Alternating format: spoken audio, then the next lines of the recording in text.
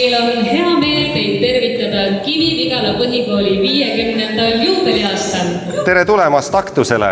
Kivi-Vigala kool on ju ehitatud 72. aastal, aga selle kooli 3 eelkäijat on kõik rajatud hoopis 19. sajandi keskel.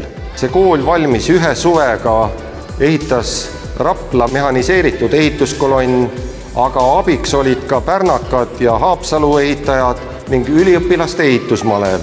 Ja nii see maja 72. aastal valmis saigi.